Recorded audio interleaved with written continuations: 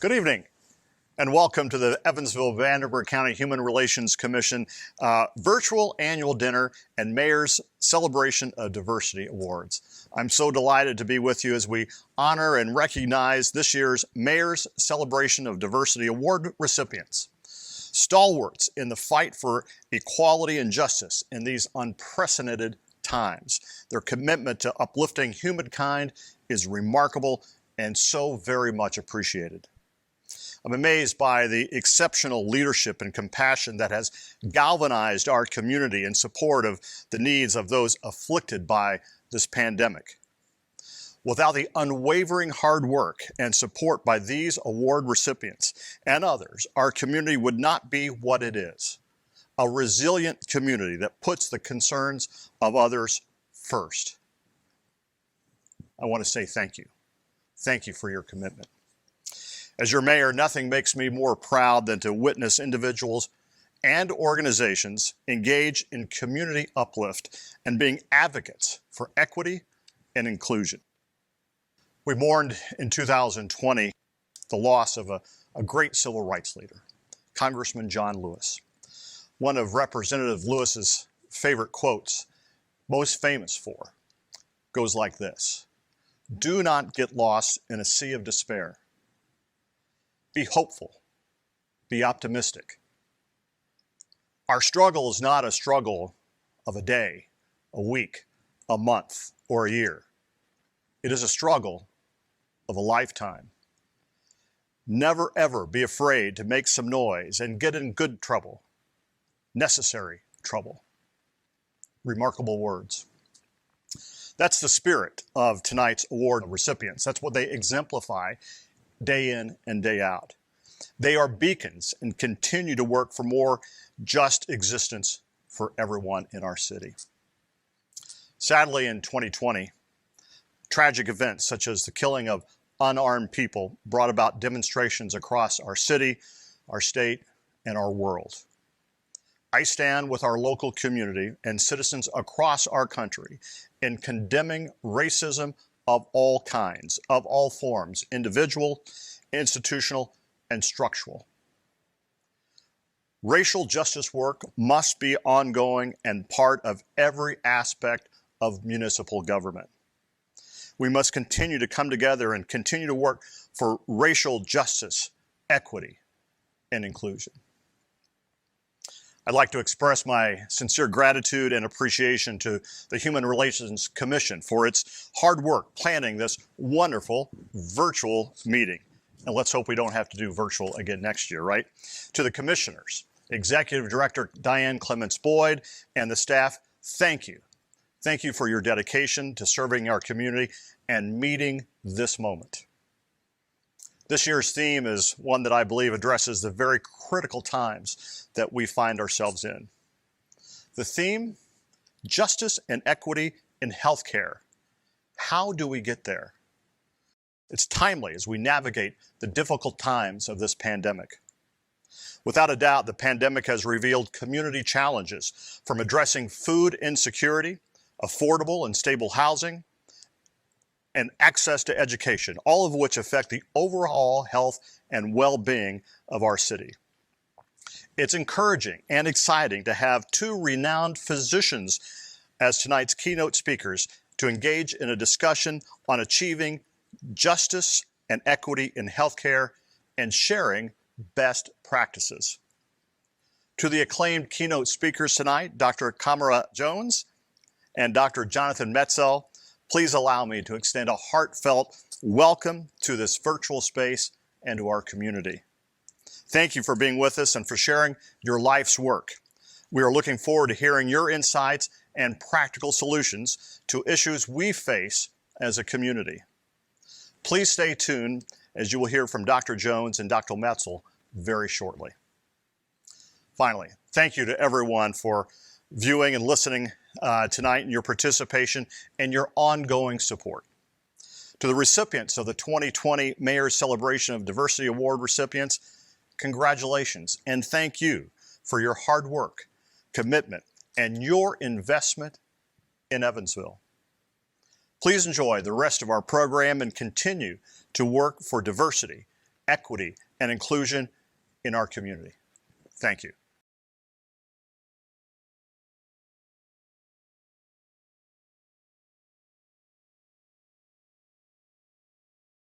Thank you, Mayor Winicky. Thank you for all of those words. My name is Angie Humphrey, and many of you know me because I host a daytime television show for ABC 25 called Local Lifestyles. And I want to say it's more than a pleasure for me to be here tonight. It is a privilege to be here in this virtual world because celebrating diversity and justice is really what we should all be about, and this night is so important for that reason. So I'm glad to be a part of the Evansville-Vanderburgh County Human Relations Commission's annual dinner and the Mayor's Celebration of Diversity Awards, which is the longest title of any event I've hosted in a decade. But it's still important. And there's so much in store for you tonight.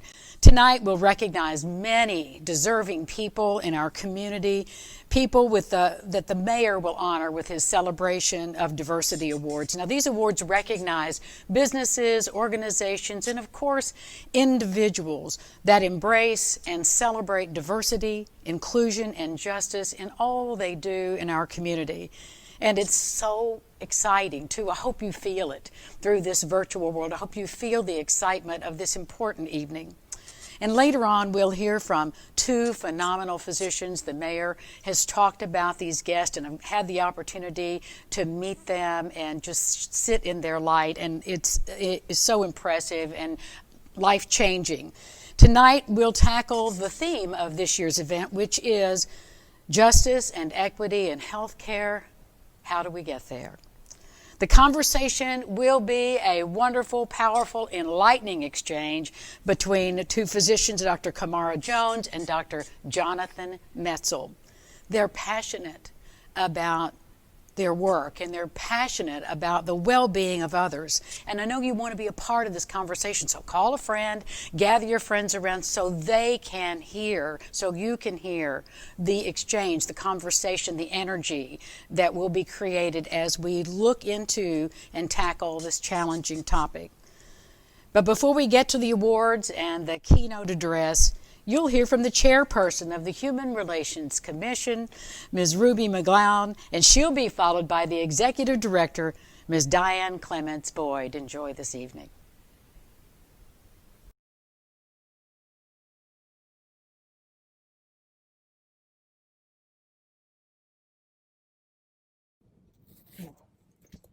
Good evening. My name is Ruby McGlown. I'm proud to serve as the chairperson of the Evansville-Vanderburgh County Human Relations Commission. I have served on the commission for approximately 20 years. As a lifelong resident of Evansville, I have a deep concern of community issues and the mission of the Human Relations Commission to address issues of equal opportunity and advocate for the rights of all people. Without a doubt, these are difficult times for this community and our nation.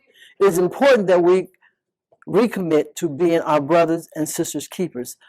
In addition to helping our residents with discrimination issues, we are keenly aware that our communities are dealing with gun violence, unemployment, lack of housing opportunities, and overall devastation of the pandemic.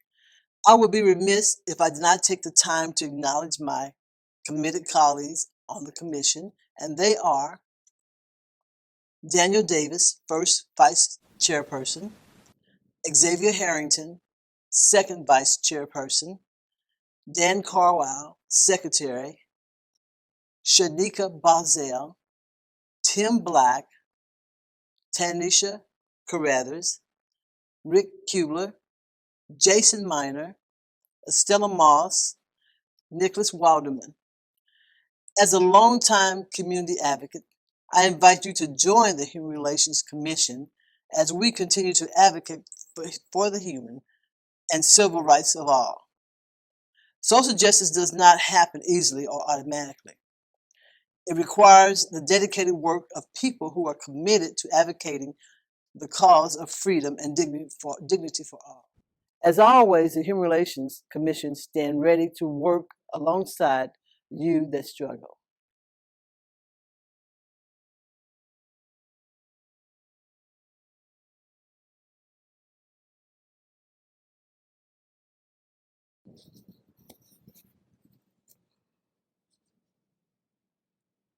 Good evening, and thank you for your support of the Human Relations Commission Annual Dinner and Mayor Celebration of Diversity Awards.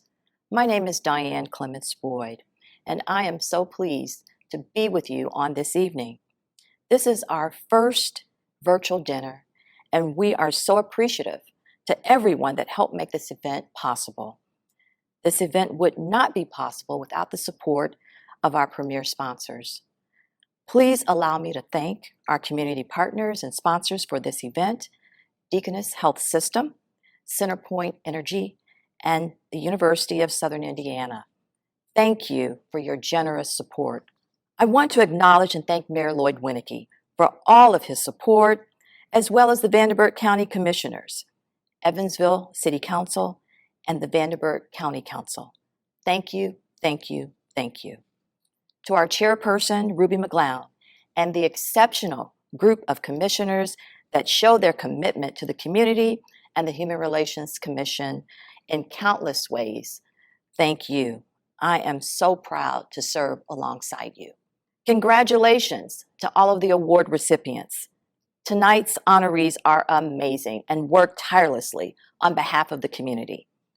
Thank you for your commitment and service in this community. Your work is so essential to this community. I must take this opportunity to recognize and thank our staff at the Commission for their great service to the community and all their assistance with this event. Thank you to investigators Jamila Smith, Anitra Murphy, Shadrach Mensa, and Office Manager Bonnie Fox. Thank you all so much for your hard work and your commitment. I would also like to acknowledge Counsel for the Commission, Attorney Ted Zemer. Thank you so much. We are so appreciative. In addition to our premier sponsors, Deaconess Health System, CenterPoint Energy, and the University of Southern Indiana, we want to also acknowledge donors. Thank you to Old National Bank and the Red Cross of Southern Indiana for your support. We also want to thank our federal partners, the U.S. Equal Employment Opportunity Commission, EEOC, and the U.S. Department of Housing and Urban Development, HUD, for their ongoing support of civil rights enforcement. We are so appreciative of the opportunity to work alongside the nation's leading civil rights agencies in this fight. Please visit our website and access the annual report to learn more about the work of the Human Relations Commission. Established in 1948 to address intergroup relations in Evansville, the Commission has evolved in the last 70+ years. The Human Relations Commission is not just an enforcement agency of local civil rights ordinances. Civil rights enforcement is an important part of our work, and we are proud to serve the community by investigating complaints of discrimination on the basis of employment, housing, public accommodations, and education. But we are also committed to fulfilling our mission to address social justice in our community. This requires that we explore the root causes that lead to discriminatory housing practices and discrimination in employment. This is not always easy work, but this is the work of the Human Relations Commission. The Human Relations Commission holds an educational forum annually in April to commemorate the passage of the Fair Housing Act. In 2020, during Fair Housing Month, we held a virtual panel discussion.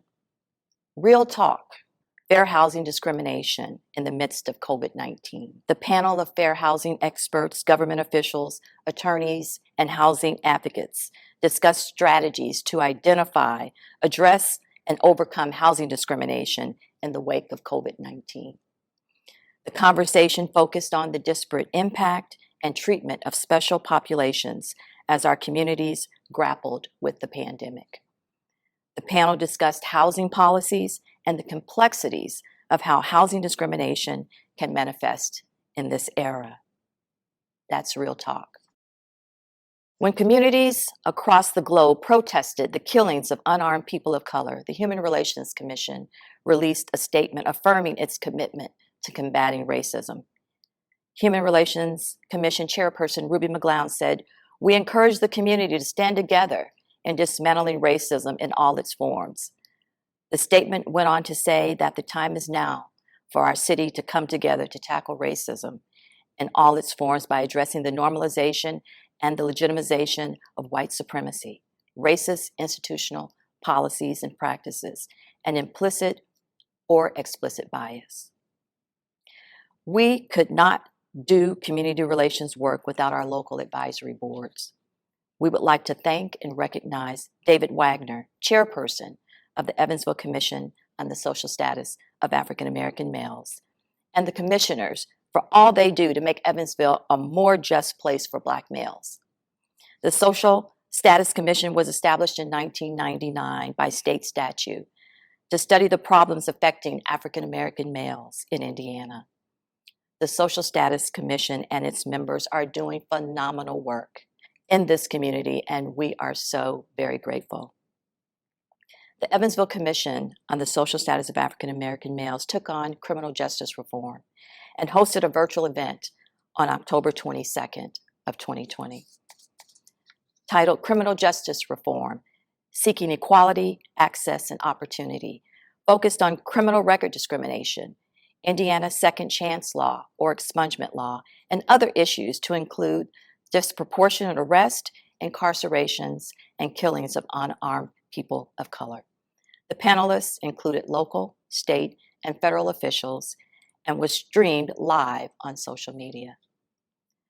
When the Advisory Board on Disability Services could not go into the restaurants due to the pandemic and implement the Accessibility Decal Program, a voluntary program to recognize local businesses that are accessible to persons with disabilities, they reevaluated and decided to promote a new, free online resource to assist individuals with disabilities locate programs, equipment, and advocacy efforts.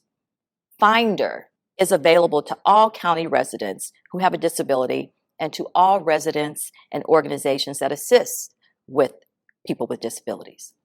Developed in 2018 through an initiative funded by AWS Foundation, Finder gives Indiana residents living with disabilities 24/7 access to a comprehensive range of community resources designed to improve their quality of life. I would also like to thank Mark Weatherwax, chairperson of the Advisory Board on Disability Services, and the members. The Advisory Board was established in 2009 to provide guidance in matters concerning individuals with disabilities. Mark has been a committed leader on behalf of the Commission, traveling throughout the state, learning ways to better serve people with disabilities in our community. Thanks to the commitment from the members of the Advisory Board on Disability Services, the community benefits by their tireless efforts on behalf of individuals with disabilities and their families. Now, before I turn this back over to our esteemed host, Ms. Angie Humphrey, to introduce this year's keynote speakers, I would like to recognize civil rights pioneers that we lost since we last came together. We stand on their shoulders, and they will forever be in our hearts and undoubtedly drive our work. Please join me in recognizing these individuals and their life's work.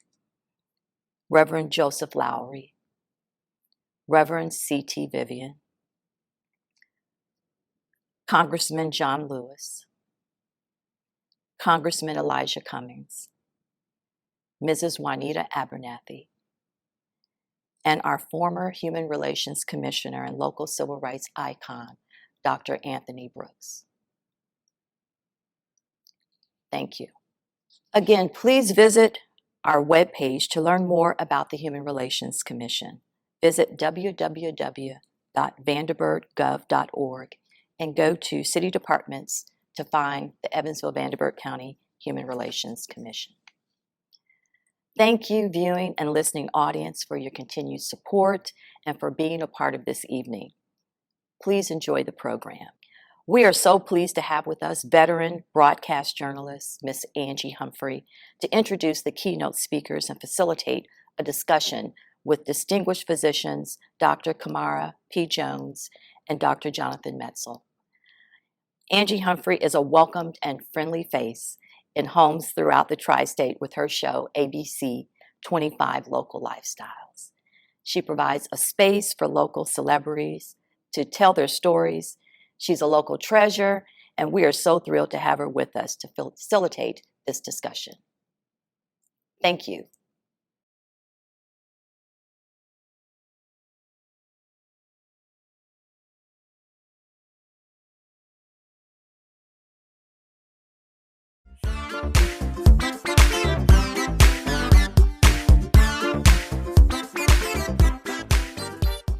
Good evening. It's my pleasure to present the 2020 Mayor's Celebration of Diversity Awards.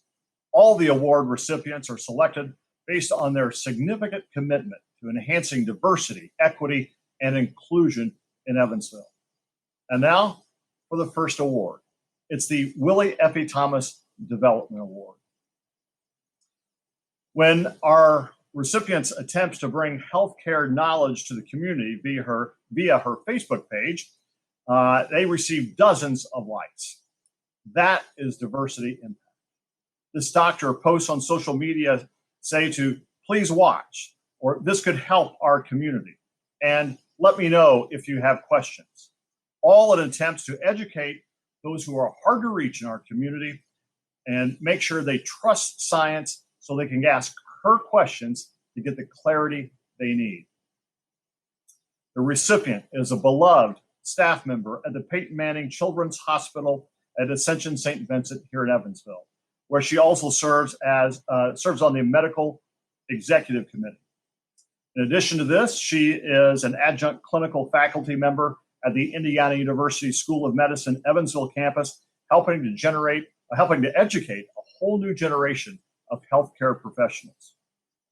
She also serves on the advisory boards for the Black Nurses of Evansville and Tri-State Professional Advocates. Serving as a member of the Black Nurses of Evansville as a volunteer and a board member gives her the chance to advocate for health equity and educate underserved populations within our city. She also makes time to serve our community as a member of the Alpha Kappa Alpha Sorority Incorporated. I am delighted to present this year's Willie Effie Thomas Development Award to Dr. Antoinette Caldwell, pediatrician with Ascension St. Vincent here in Evansville.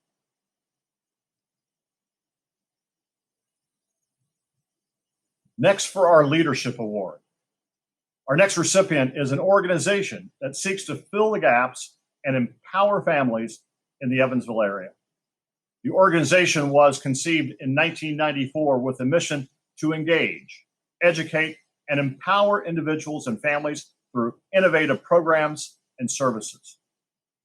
The primary focus is to change the social, educational, economic, cultural, and physical course of Evansville and surrounding communities, and their accomplishments can be seen in the center city of Evansville and beyond. Since 1999, the organization has developed over 125 housing units, and it addressed core areas to include affordable housing, economic development, health and wellness, education and youth programs, social justice, and much more. Not afraid to challenge the status quo for the betterment of the least of these, visionary leader Dr. Adrian M. Brooks Sr. and the Memorial Community Development Corporation are successfully meeting the needs of the poverty-stricken and working families in the Center City. The organization is also preparing to reopen a healthcare clinic in partnership with Deaconess. The Leadership Award goes to our good friends at the Memorial Community Development Corporation. Next, it's a pleasure to jump to the Sue Woodson Community Relations Award. Our next recipient has worked tirelessly to make the community a better place to live in. In 2019, she sought out to make a difference by running for public office and won her bid in that effort. Since then, she has started a nonprofit organization and a client choice pantry in a food desert area and a transportation program to help the elderly to access their services they need. She became a voice for those concerned about and resolved to combating gun violence in Evansville. In 2015, she founded Mothers Against Senseless Killings, or MASK, to address the growing concerns of gun violence in our community. She's a true advocate for the community and for the city. Even through adversity, she has continued to be a positive and proven leader to make this community, to help this community, and to help Pigeon Township. She is also a proud member of Delta Sigma Theta Sorority Incorporated and serves as the social action co-chair serving the Evansville Alumni Chapter of DCT. I am pleased to present the Sue Woodson Community Relations Award to Pigeon Township trustee Mariama Wilson.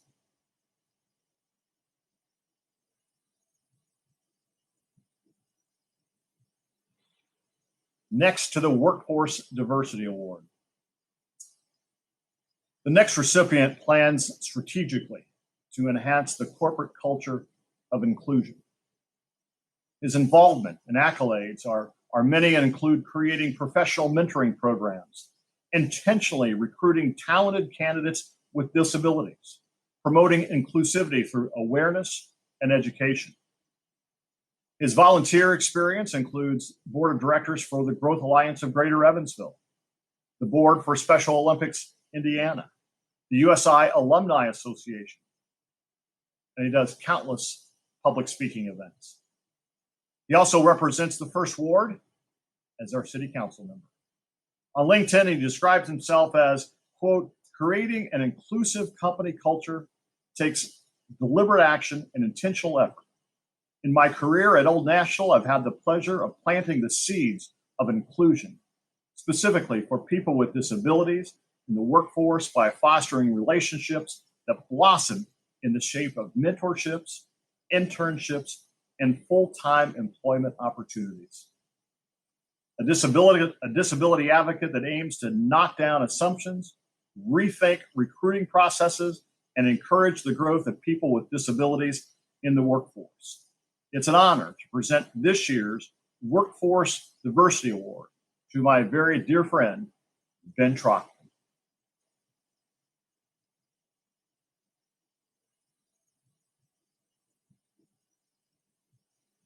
The final award is the highest honor bestowed this evening, and it's a pleasure to present it today.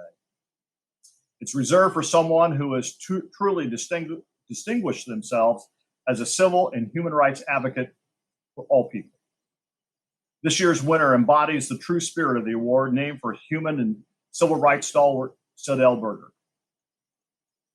The recipient cares so much about not only the health of his patients, but the health of the city of Evansville and all of Vanderburgh County. Unlike any other physician in our city, he's a regular at the Common Council meetings of Evansville, speaking on budget issues and how the city council's decisions impact the housing and health of low and moderate income families. The recipient has asked City Council and County Council to reassess proposals to spend more on reducing physical and mental health issues confronting poor and disenfranchised citizens throughout our city. He has also spoken at a number of community board meetings on behalf of struggling members of our community. The recipient goes above and beyond the stereotypical healthcare provider to join with groups such as Congregations Acting for Justice and Empowerment and Bridge, Building Respect and Integrity in Diverse Greater Evansville.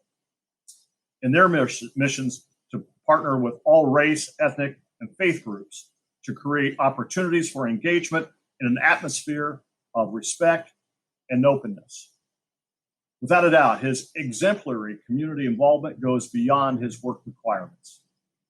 He is a family medicine specialist in Evansville and currently practices at Echo Community Healthcare and is affiliated with Ascension St. Vincent Evansville and Deaconess Hospital.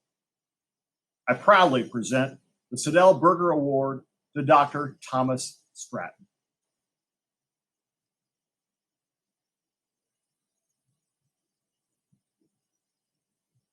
On behalf of the entire city, please allow me to offer my heartfelt congratulations to the men and women we've honored in this program for their heartfelt and steadfast commitment to diversity and inclusion and respect in our city. Thank you.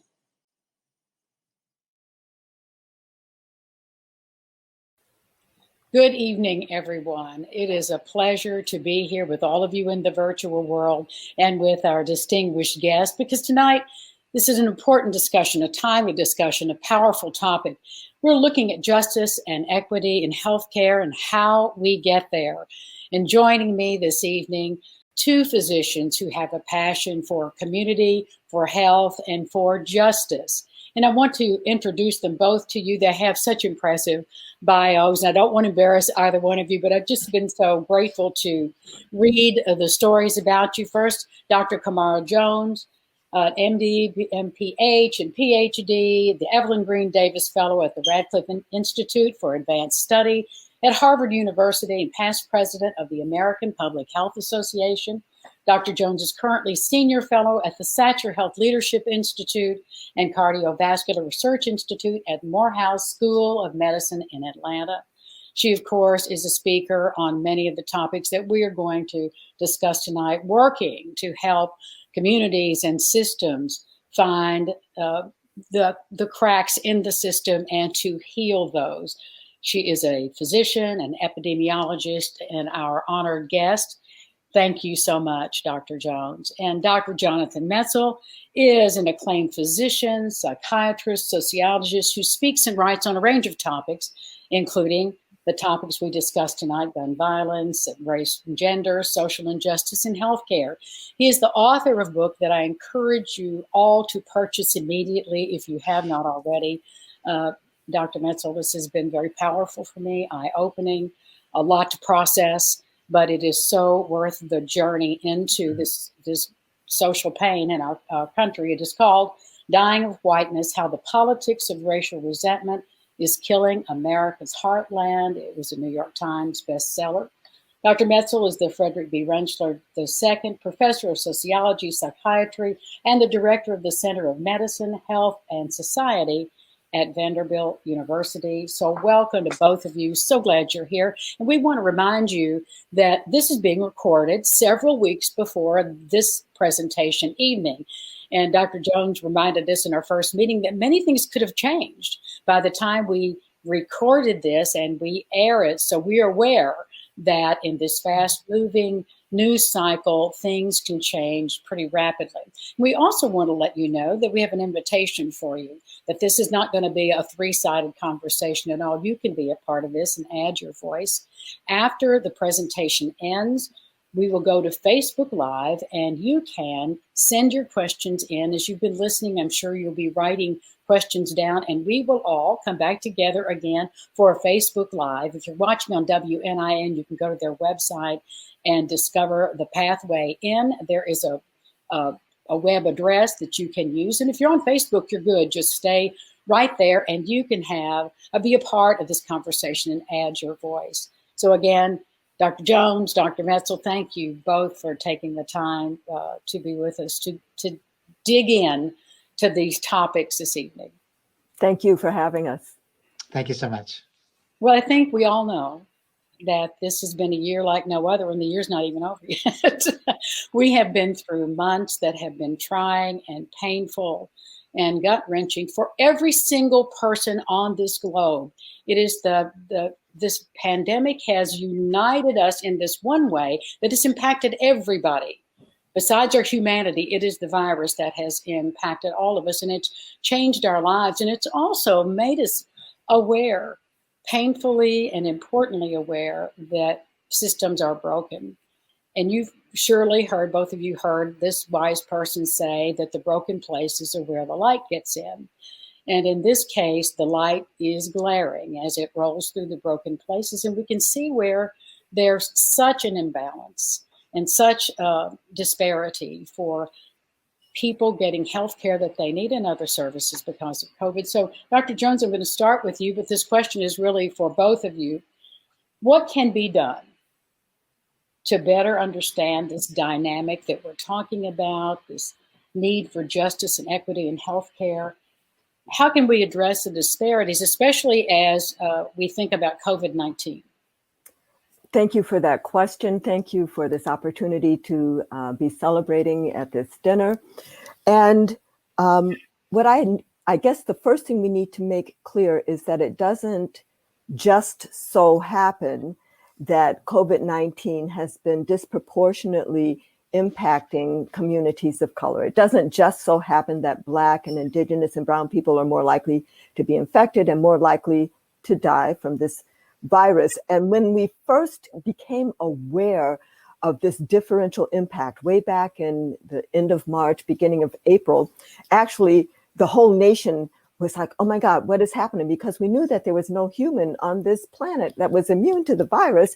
So why are we seeing more Black and Indigenous and Brown people being infected and dying from that? And there was a whole recognition that what the virus was doing was showing that opportunity is not equally distributed in this country, that exposure to risk is not equally distributed, that there are ways of structuring opportunity and assigning value in this country by race that were being exposed. That is, this virus was exposing structural racism. Now, here we are, so 9 months later, and you hardly hear people talking about this disproportionate impact of the virus on people of color anymore. It started that way. It is still that way. And now, of course, many more white people are affected and dying by the virus, but the disproportionate impact remains. And the disproportionate impact as a story has become normalized. It's not even in the news anymore, in the same way that the differences in the numbers of our babies dying before their first birthday, the infant mortality rates, the differences in those by race has been normalized. The differences in the number of mothers dying in pregnancy-related deaths has been normalized. The fact that people of color in this country are more likely to be overweight or obese or have diabetes and the like, which is not just a happenstance. It's because of the conditions of our lives, has been normalized. And we talk about the pre-existing conditions. And of course, those people are going to die more because they have more pre-existing conditions. But the existence of the unevenness of those pre-existing conditions is not a normal thing. So I was heartened at the beginning that the racism that structures our society was given a light by COVID-19, and then a much bigger light by the murder of Mr. George Floyd, but of Miss Breonna Taylor and Mr. Ahmaud Arbery and Rayshard Brooks beforehand. I mean, afterward, and all of these people. But the threat is that we normalize those things, that all of our naming racism that more and more of the society has engaged in is going to wash out. That the seductiveness of racism denial is going to lull us back into what I describe as the somnolence of racism denial. So in order to avoid that, we need to move to action on all the fronts. On the COVID-19 front, we have to make sure that what caused people to be more exposed and less protected, right, more burdened by chronic diseases with less access to healthcare, doesn't continue in terms of how we roll out the vaccine. We need to make sure that we move into action on all of these fronts. Thank you so much, Dr. Jones. Dr. Metzel? I could not agree more. And first, let me also say thank you. I'm so honored to be part of this important conversation. And I'm thinking back as Dr. Jones is talking about that moment in March, February last year, that really terrifying moment where we realized on one hand that we were all vulnerable by nature of being human to this new pathogen that really nobody had any immunity against, and there was no biological predilection of any particular person or group. Just on the kind of cellular level, everybody was susceptible because of this pathogen. And then we started to see what was happening, which was that this pathogen was floating down cracks in our social networks, in our social structures, and it was illuminating opportunities that we didn't allow, structures that we didn't build, healthcare networks that we never followed through on. And lo and behold, the people who were getting infected and dying early on, increasingly clear, were the people who were the most vulnerable, marginalized communities, Black and Brown communities.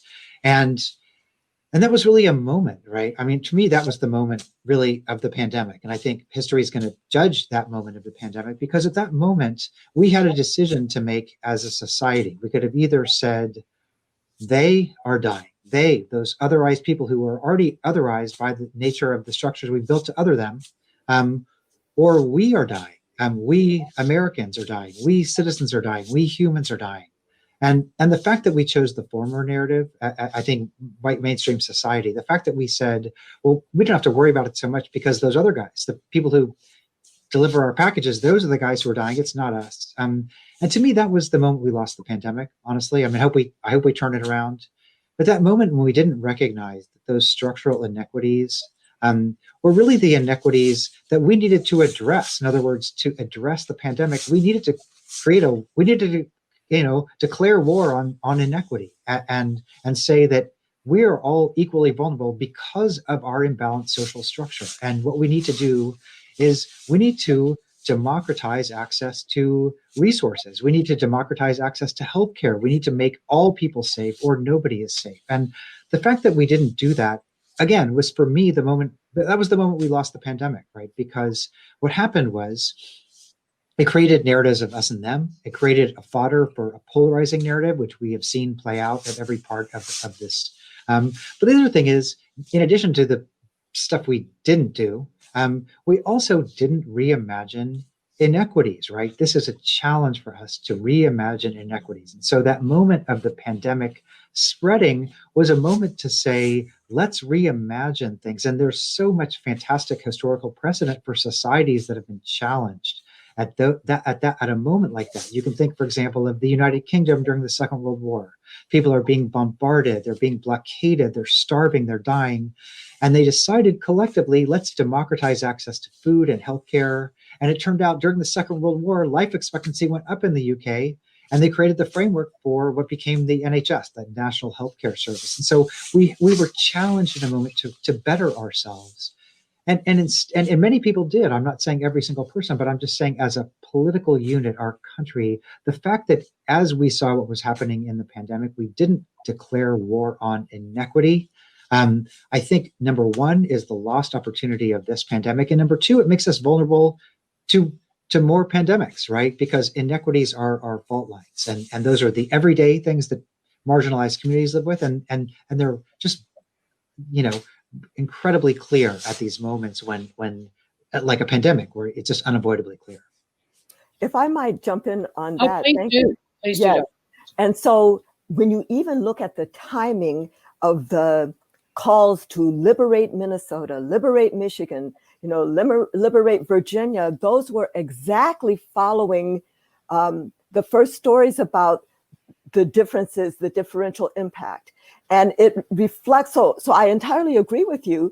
And that liberate, that thing that, well, it's just them and trying to protect them is going to infringe on our freedoms is what has caused us to lose control, as you say. There's another framing that I'd like to lift up because we saw it then, but I'm continuing to see this, the way that we have treated this pandemic as if it were a medical care issue, as opposed to being a public health crisis. But the fact that we've been treating it as if it were a medical care crisis or issue has made it a medical care crisis, has shown up now in 5 different ways in our society. The first way that I saw that, what I mean by that is like, you can either be narrowly focused on the individual, or you can be thinking about what's happening for the whole population. The first way I saw it was how we were thinking about testing, where we were only testing, especially at the beginning, people who were symptomatic to confirm a diagnosis, as opposed to doing a public health kind of surveillance approach to testing to understand how much virus is there out there in the community. If we understood the current amount of virus in the community, even today, we could get a better handle on it. We still have a time-lapse idea of how much virus is in the community, because by the time you are testing people who are symptomatic, they were exposed 7 to 10 days ago.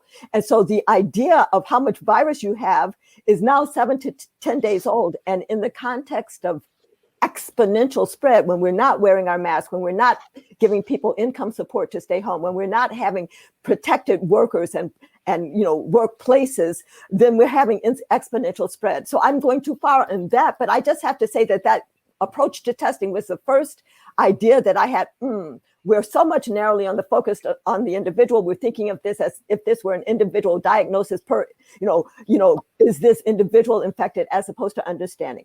The second way that we saw it was how we were thinking about opening up our schools, where we were thinking, well, is the virus making kids sick? They don't seem to be getting as sick, and not as many of them, when we should have been thinking about, are the children vectors in a public space. The third way we started seeing it was when I started noticing our focus on the vaccine as cure.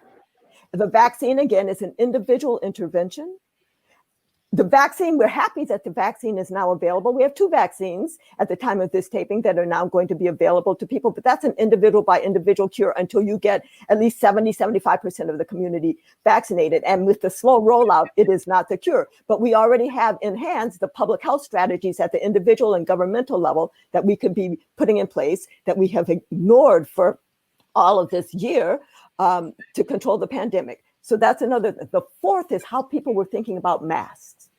People thinking about, well, I don't feel like I'm vulnerable to the thing, or I don't think that there's a virus out there, or it makes me uncomfortable. I don't like rebreathing my air. The whole point of mask is not about you. It's about the people around you.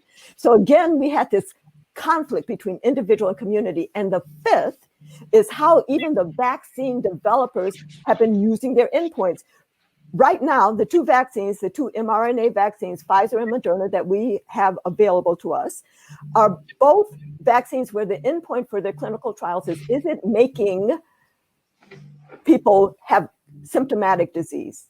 They did not use as an endpoint, are the people getting infected enough to possibly not get sick, but possibly to continue to spread?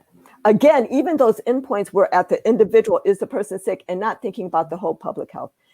So I just want to say that in this country, not only do we have this we-they thing going on, we have an individual versus collective tension going on.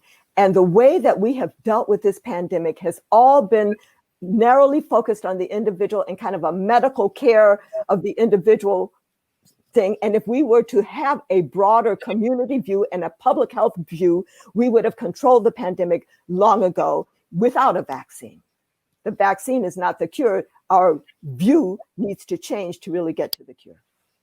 Well, are you hopeful? Dr. Metzel, are you hopeful? Dr. Jones, are you hopeful that now we see and know that we'll do better the next time? Oh. I share Dr. Jones' view here, and let me just say, I mean, we'll know a lot more by the time this video, but this taping is watched. We're taping this 2 days after the vaccine program has started, and very limited, and I'm very hopeful the vaccines work. Give me all the vaccines, I'll take them all. And I think that.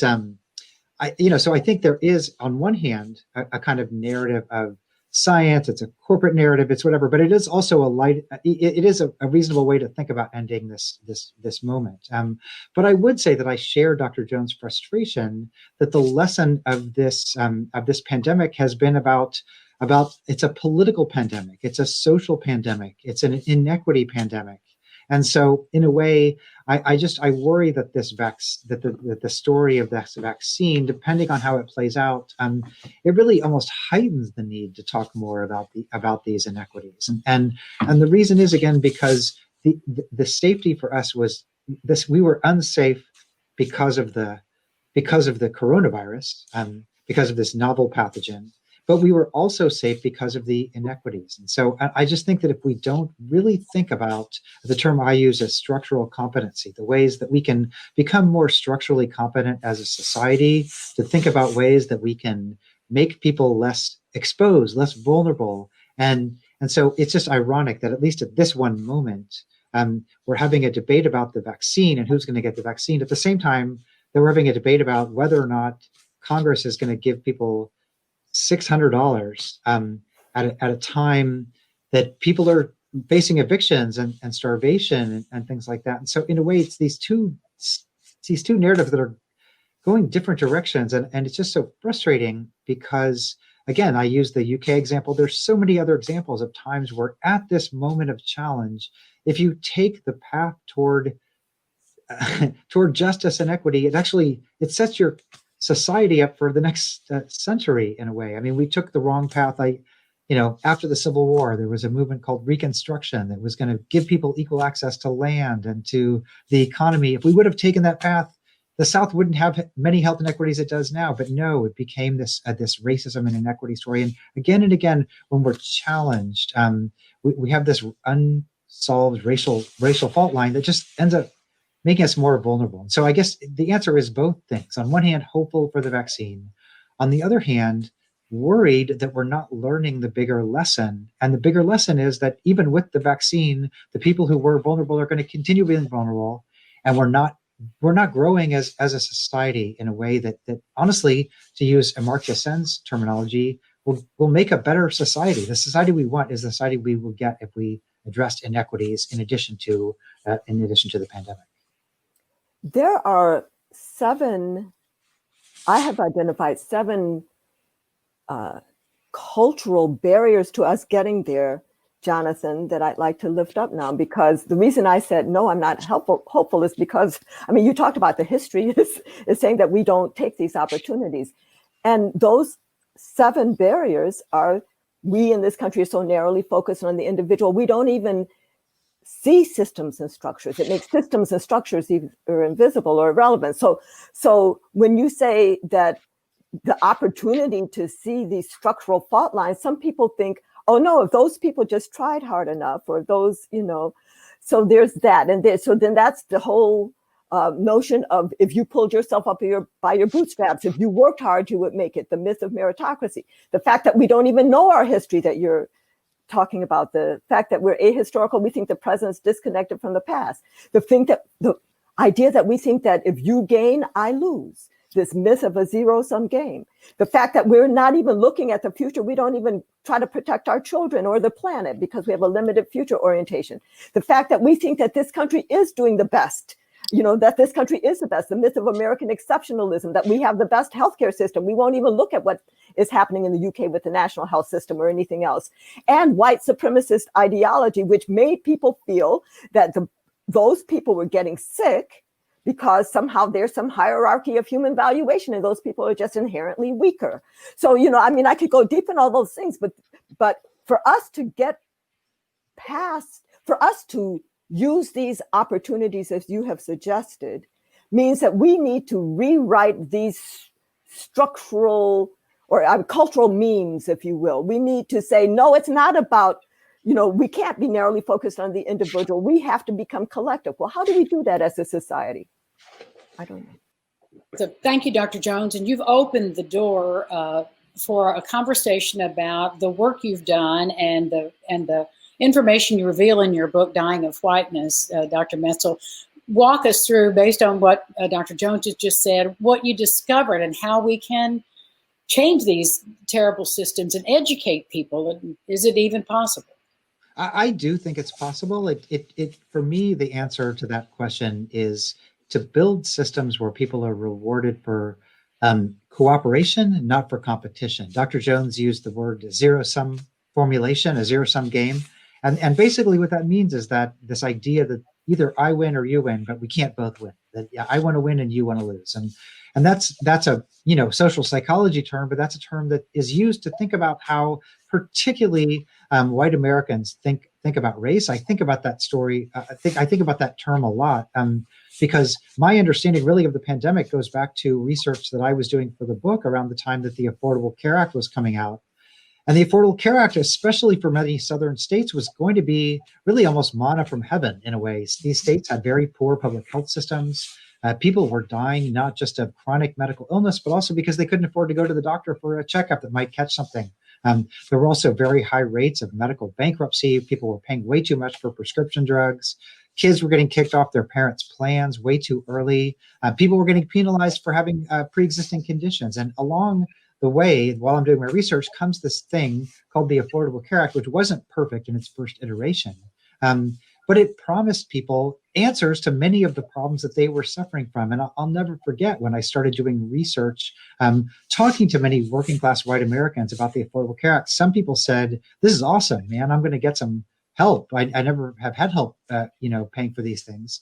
But a number of people said, "I'm not going to sign up for a program that's going to help those other guys." So the kind of central quote of the book is a guy who told me, "I'm not signing up for a program that," as he put it, "is going to send my tax dollars to Mexicans or welfare queens." Now, this was an ironic quote for a couple of reasons. One is that this man was literally dying of liver failure, and he wouldn't go to the doctor because he didn't want to participate in a system that might benefit him, but would also benefit, quote unquote, other people.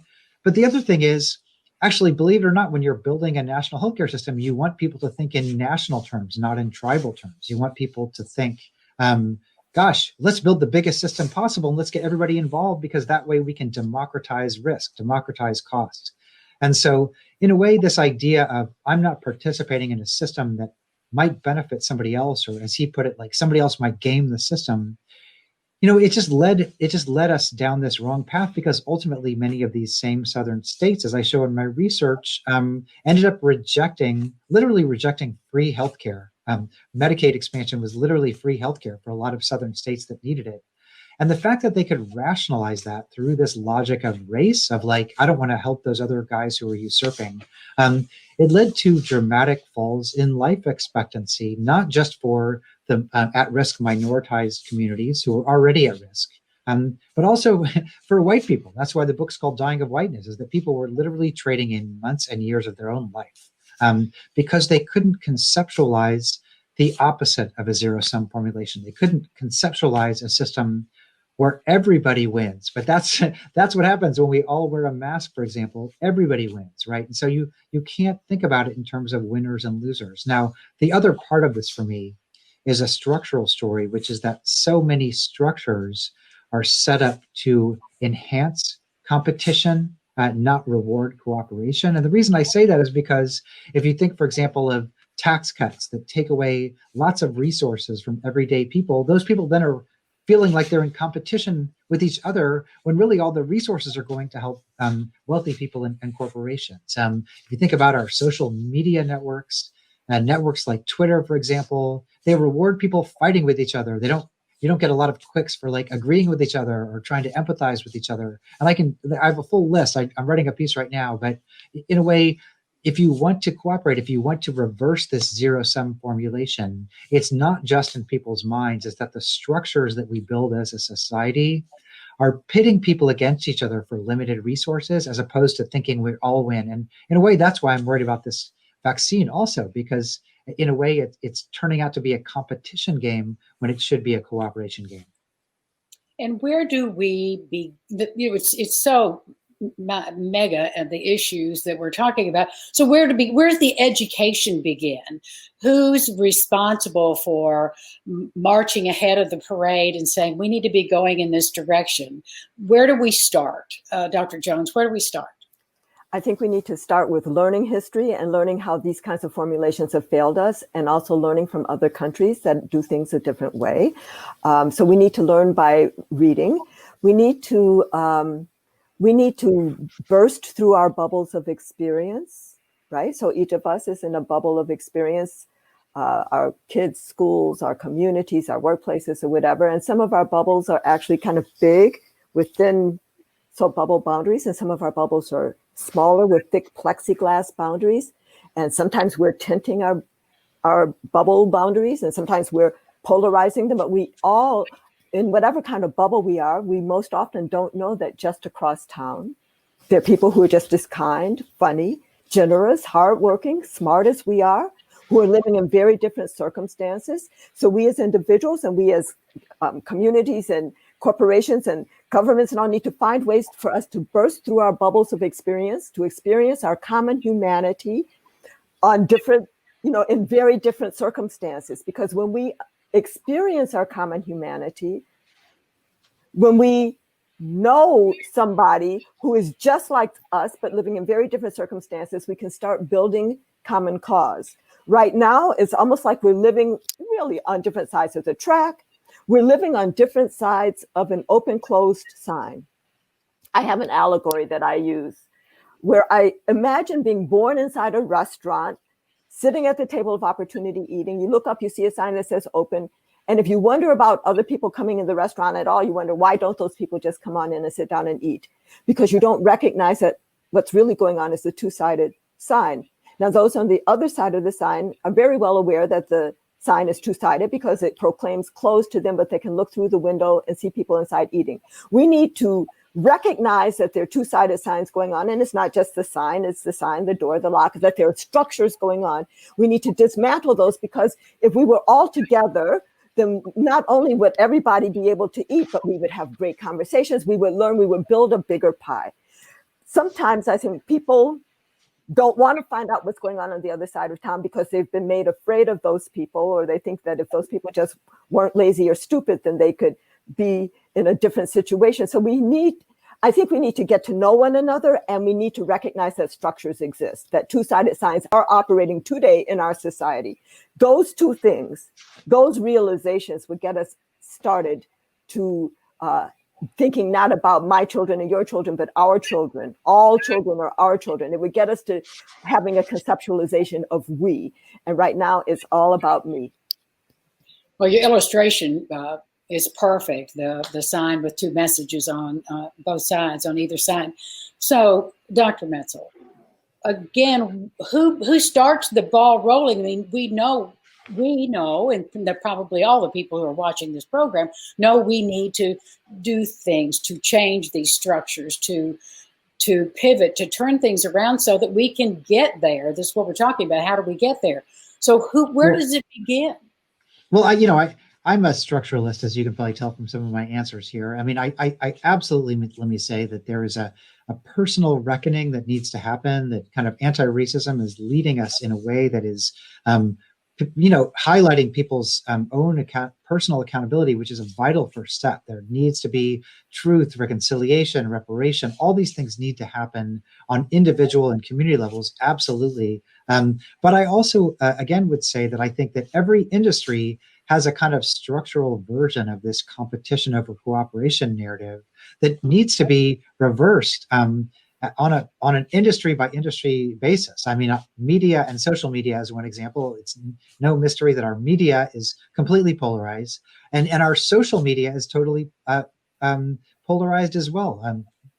Social media platforms like Twitter, for example, you monetize hate. Basically, you get more advertising money if you say something really controversial, something, President Trump has made a living off of this. And so is there a way to change the algorithms on social media, for example, why don't we monetize kindness? Why don't we monetize empathy? There are ways that we can change that conversation in a way that rewards people for doing the opposite of what that system rewards them for right now. If you think about our political system, for example, this is another obvious statement. People are elected now to not compromise. You go in to hold your party line, and not just congressmen and senators, but judges, for example. There's no reward for compromise in our political system. So people go in to hold the line on their ideological position.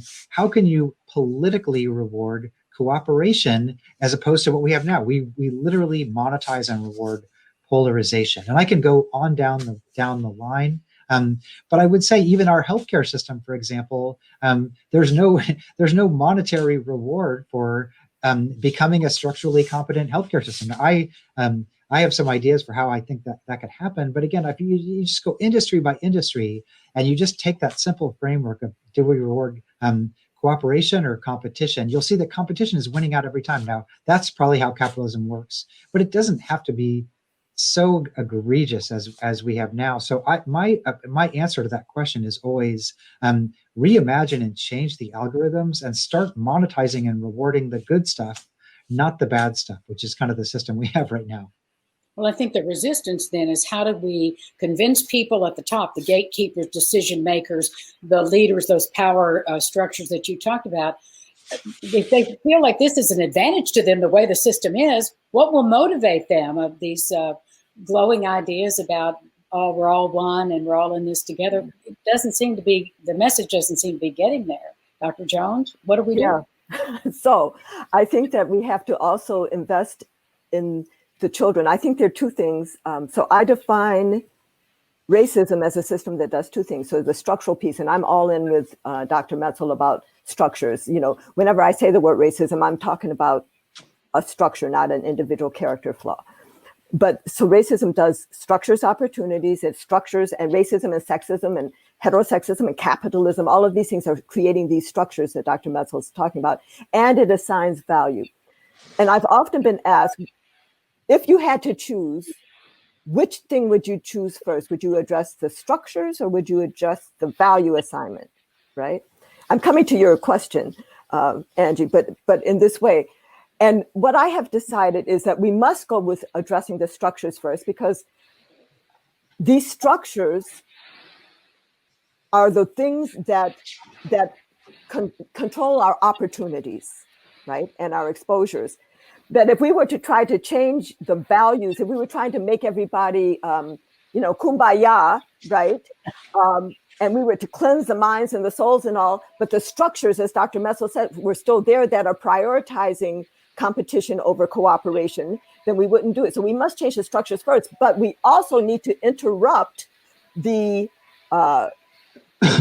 mindsets that value, that love competition. So we need to change the structures and interrupt the transmission, the intergenerational transmission of these negative values. And we do that in how we educate the children. So we do that through some of my allegories, which will equip parents and teachers and librarians to let children understand that structures exist and that they're important, and that racism exists and all. So I think that we have to it's an important thing that we have to get enough people who understand the importance of the we at the top of structures or advising structures to change them. And we need to let the people with the bad attitudes die out without letting those negative attitudes continue to infect the children. So we need to do a values intervention as well, which might be through our teaching and how we socialize our children. I want to turn the conversation a bit, because this is a piece of that a lot of people might not think about. But let's talk about gun violence and the role that it plays in this conversation we're having, because we see in our community gun violence and lives being lost. What is the impact of that fact based on this health crisis that we're in? Because they go hand in hand. Dr. Metzel? Well, a lot of my research looks at gun violence, and a lot of the research I'm doing now as well. And for me, this is such an important, similar metaphor to what we've been talking about here. I guess for me, guns are a perfect almost allegory for the pandemic itself. A tremendous loss of life. Some people are much more at risk than others, and an inability to think communally, to come together to form common solutions. Now, I think the three most important things to know about gun violence. Number one is that there's been a tremendous shift over the past 50 years in just how we think about why people who own guns. I know there's a long tradition of gun ownership. Why people own guns. If you look at Pew opinion polls, for example, from 3 decades ago, and you ask people, why do you own a gun? People would say things like, I have a family tradition of hunting. I passed down from my grandfather. That was about 80% of the people. Only 12, 13% of the people would say, I fear other people. If you look at opinion polls now, over 80% of people who own guns are afraid of other people. It's, again, a competition narrative that has replaced another kind of narrative. People now fear other people. And the minute you start fearing other people, this is where these racialized stories, these, gangbangers and carjackers, all this stuff the NRA talks about, it takes hold, and people all of a sudden buy certainly many more guns. But why did we shift from a family hunting narrative to a fearing other people narrative? Well, if you look in my book, Dying of Whiteness, I go point by point. That was a very conscious marketing strategy to highlight and illustrate particular racial fears and play to them in a way that changed people's attitudes about guns. And so number one is we've changed why people own guns in the first place, which taps right into everything we're talking about here. All of a sudden, it's a narrative that is about fear other people, don't get along with other people. So that's number one. Number two is we've had a 30-year research ban because the NRA and its politicians had something called the Dickey Amendment. So how do you stop gun violence? If somebody tells you they know, they don't, because we don't have the research base, because we had a decades-long freeze on federal research, which led to that. And number three is we're going to need that knowledge now because, unfortunately, gun sales went up about 800% during the pandemic. And what we're seeing in the pandemic is not just about just the everyday toll of gun violence in this country, and especially now resources have gone away from helping people. Getting shot in the arm in some places like Philadelphia and Baltimore is fatal right now because all the resources are going toward coronavirus in a particular way, but also rise in what I study, gun suicide, despair, all these things. And so we're really going to need a national reckoning, not just about the pandemic. We obviously have the coronavirus, but the pandemic of gun sales and gun violence, I think, is going to be an increasingly urgent issue, and one that, just like the pandemic, we're starting behind the eight ball, and we're going to have to do quite a bit of catching up. But Dr. Metzel, I want to ask you, why do you think that the gun sales increased during the pandemic? I have an answer to that. I'm interested in yours first. Well, mine is that behind so much of everything I've been talking about is this austerity narrative in this country. It's very, very useful. In other words, if you want to foment racial resentment in this country, just tell people there's only 5 cherry pies and there's 30 people who just ate dinner and want dessert. And so if people feel like, oh, there's only 5 of those, I better go get my thing or something. In a way, people become very tribal in this country. Now, we do this on a financial level in our country because there's plenty of money to give everybody health care. There's plenty of money to have good roads and bridges and schools in every neighborhood. But we don't do that because we pull the money out of the system to give it to wealthy people and corporations in the form of tax breaks, which then creates this sensation of competition among groups, which brings out racial resentment. And we certainly did that with guns in the beginning of the pandemic, where the minute the pandemic hit, the message from the Trump administration and the government was, they're going to take away your Second Amendment rights, or there's not going to be enough guns, or you better go out there and get a gun because your neighbor might get the last gun, not you. And what we saw were around the block lines across the entire country, people who, like, their grandmother went and got a gun because, guns became like toilet paper, like Purell. It was the scarcity, austerity, competition narrative, which then unfortunately brought guns into homes, number one, where there wasn't a lot of training. And number two, like, these were homes where, like, kids were being homeschooled and people were social distancing, which just increased the lethality. So for me, it was the competition, not enough toilet paper or Purell, and austerity narrative that fomented this racial fault. And I would add to that I think it's preparing for or fearing a civil war. Mm-hmm.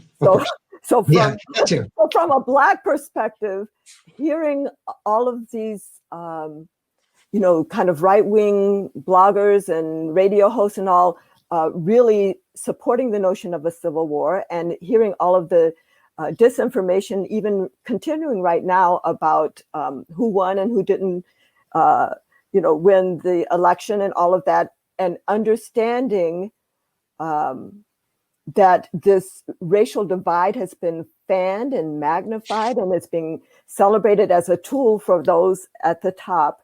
I think that we can't think it didn't happen because of the pandemic.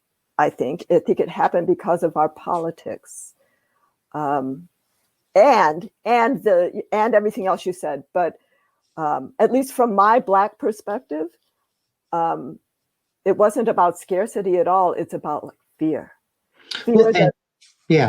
And also a certain fear of anarchy, and everything goes into it. This fear that the government's not going to protect you, take the law in your own hands, which again ties right into this tribal. It's not ironic that in those early, I'm not even going to use their name in this to give them any publicity, but all these groups that want a civil war were part of those early groups that were fomenting a lot of this narrative. So I totally agree. All these things go hand in hand. And we're not safe. And I would say, even when there's enough of the population that is vaccinated, right? Or even when we do all of the public health strategies that we need to do at the individual and governmental level to kind of put a lid on the pandemic, we are still very much at risk from this division. And so the healing, when you ask, Angie, about what are we going to do to heal this, I honestly don't know, but we need to understand that we are all in this together, that this is one nation, and we need to be interested in each other's stories. We need to start believing them. We need to join in each other's stories in a way that is really quite challenging still. But if we understand, if we acknowledge each other's full humanity, if we acknowledge that there but for the grace of God go I, if we acknowledge that it's not that I'm sitting at a potluck dinner and I don't want you to come over here and eat because I think you're going to eat all the food, but that I see your value. I see all the cakes and pies and roasts and salads that you're bringing with you, that we can enlarge the pie. We need to do a lot of messaging around that and a lot of connecting around that, because this country is about to crack up. I feel scared. You know, we said, let's have straight talk in this conversation. My straight talk is we're going to have to do a lot of intentional healing, or else the wound is going to become an abscess. It's going to fester. So the intentional healing is going to need all hands on deck. I really love, Dr. Metzel, all of the strategies that you've given. And then each of us needs to be thinking in our own places, well, what is in my toolbox to bring about this healing? This is an all hands on deck emergency. And that's all I have to say. And do I think we can make it? I think we've got to make it.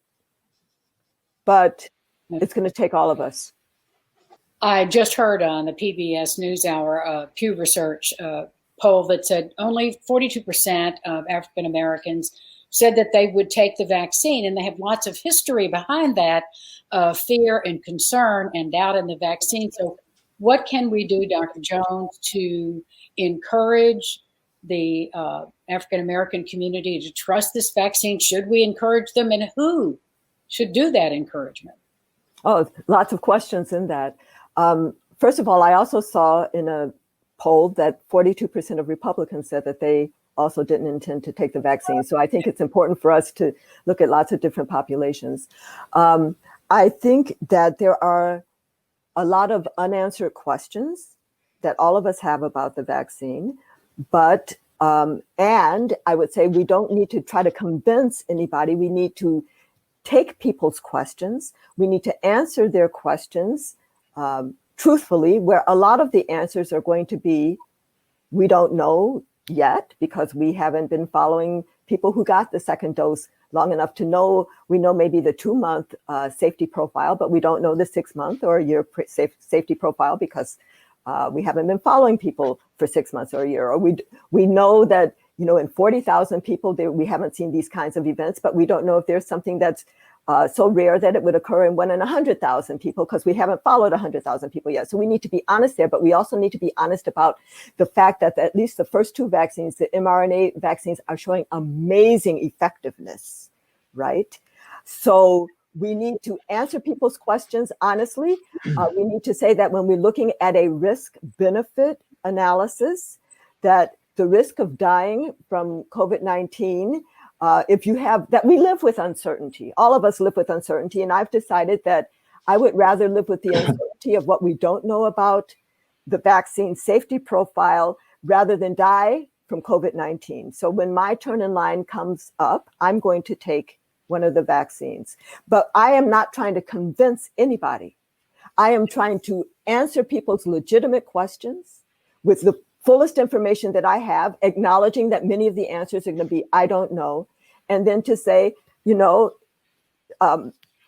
is what I would do, that you might choose to take the vaccine now. Maybe you choose to take it in 3 months or 6 months or whatever. But I think that,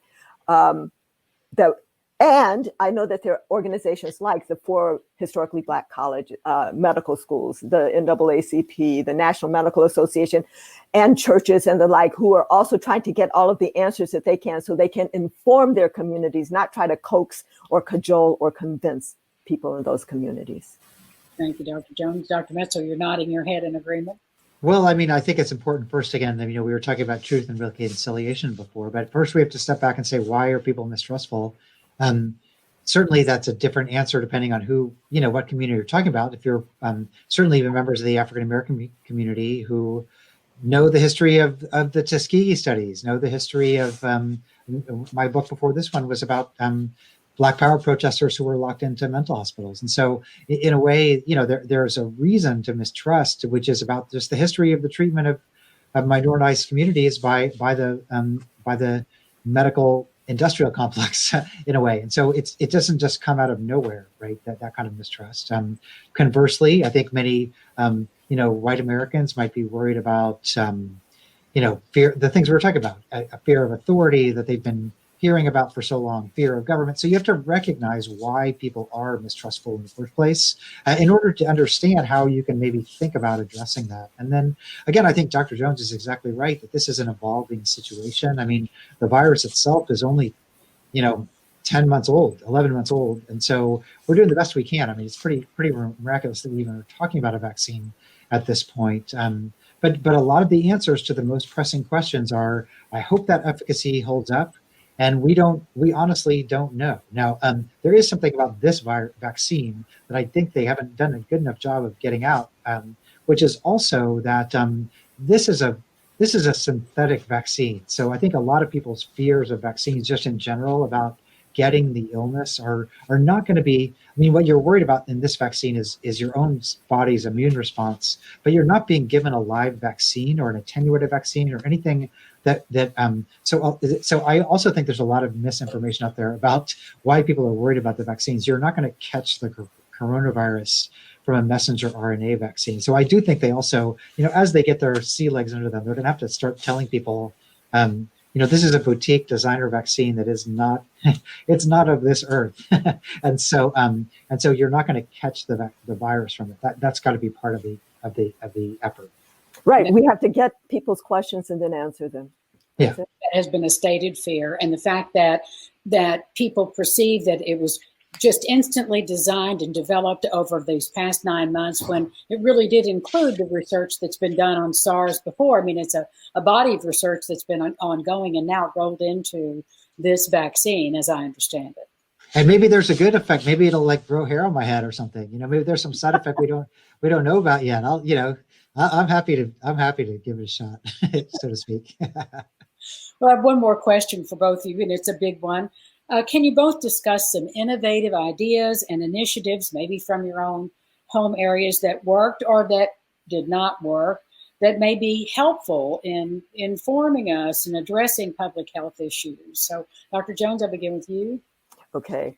I would say that because my work is on naming, measuring, and addressing the impacts of racism on the health and well-being of the nation, I would like to lift up anti-racism efforts as being innovative in our society. 4 years ago, when I was president of the American Public Health Association, I launched our association on a national campaign against racism, which had 3 tasks: to say the word, to name racism, to ask, how is racism operating here, meaning in my child's school, in my workplace, in my community, with regard to police killings of unarmed Black and brown men and women, where you actually are trying to identify levers for intervention by looking at the elements of decision-making in our structures, policies, practices, norms, and values. That sounds like a lot, but what you're looking at is the who, what, when, and where of decision-making, like who's at the table and who's not, what's on the agenda, what's not. These are our structures. You're looking at the written how of decision-making in our policies, the unwritten how of decision-making in our practices and norms, and the why of decision-making in our values. And then after you get a lay of the land, how is racism operating here in any of these settings so that you can identify targets for action, then we need to organize and strategize to act. We need to understand the power of collective action, that it might seem like too much. Well, what am I going to do about racism? But the question is wrong. It's not what are we as individuals going to do, it's what are we as collectives going to do about racism. So I would say that I already know that kind of framing is impactful, because there are, the last time I looked, which was actually about 3 weeks ago, 146 cities or counties, or in 5 instances, states, 146 jurisdictions that have passed formal declarations that racism is a public health crisis. These are in 28 states. I know the numbers are increasing as we go. And that is important for us to put racism and anti-racism on the agenda, right? That's the naming piece. Then we have to go beyond that to asking, how is racism operating in all of its manifestations, including many of the things that we've been talking about today, and then organize and strategize to act. If I were going to say the first 4 actions for an anti-racism agenda in this nation, I would say the first is reparations to descendants of Africans enslaved in the US, as well as full honoring of our treaties with our, indigenous people, right? The second would be decarceration, right? And so we can have a long conversation. Some people have talked about abolition of prisons, but decarceration, so that we don't lock up so much talent in our prisons, but that we have different approaches to justice. The third would be massive investments, kind of a Marshall Plan of investment in communities of color that address all kinds of things, housing and education and environmental cleanup and green space and the like, and investing in banks and investing in businesses and the like.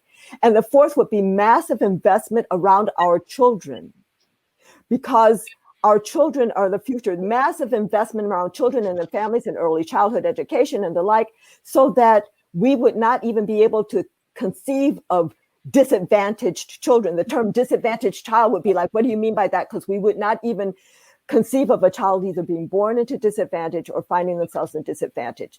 So I think that is the work. I think it starts with an anti-racism framing, and then implemented in all these ways will affect all of us, because racism, yes, unfairly disadvantages some, yes, unfairly advantages others, but racism saps the strength of the whole society. And once we recognize that, then we can all develop a sense of urgency about dismantling that system. You just took us to church, Dr. Jones. You just took us to church, Dr. Metzel. In this last moment, what comments do you have about innovation? Well, I love that idea. I mean, it's funny, but I mean, I do have something else to say, but I will say, just thinking about how good what Dr. Jones just said, how good that would be for our country, right? I mean, think about how much we lose by not having addressed these problems. We lose lives, we lose resources. Our country is far less productive. I mean, if you close the racial wealth gap, we would have a 5 to 8% higher GDP, because more people would be paying taxes, producing all these kinds of things. So in a way, we spend so much more by not addressing the issues that Dr. Jones was just talking about. The other part for me is, I was saying before, I do some work on what's called structural competency. And so I wrote a piece with Dr. Jones, one of Dr. Jones' proteges, Dr. Maybank and Dr. DeMaio at the AMA. And we talked about what would it mean to address a healthcare system that would be structurally competent to make us more protected against this pandemic and the next one. And it was published in JAMA. I'm happy to send it out, but we kind of said clinics should also serve social needs. So the medical clinic should also have an internet provider to make sure that everybody has a computer and strong internet for telemedicine. It should have legal services there for any kind of immigration issues. It should have a vibrant food bank or food co-op or something like that. So reimagine clinics in ways that meet people's structural needs. Reimagine new kind of communication systems where people can actually converse with each other across these polarizing lines. And then reimagine a role of medicine in politics that actually is not just about one party or another, but actually advocating for the public health of the nation more broadly. I think that for us, those were kind of structural interventions that could learn from the crisis of this moment, but build more vibrant support networks for protecting us as we go forward. To build more vibrant support systems as we look forward. And that's what we're trying to do, is how do we get there? Dr. Jones, Dr. Metzel, thank you both so much for your wisdom, for your hard work, your continued work and commitment to improving our world for everyone. Thank you for your time. And I want to thank all of you for being here, and remind you that we will be back live right after this session ends, and we'll be answering your questions. So join us on Facebook Live. If you're on WNIN, you can join us there. Dr. Jones, Dr. Metzel, and to all of you, thank you. Thank you. Thanks so much.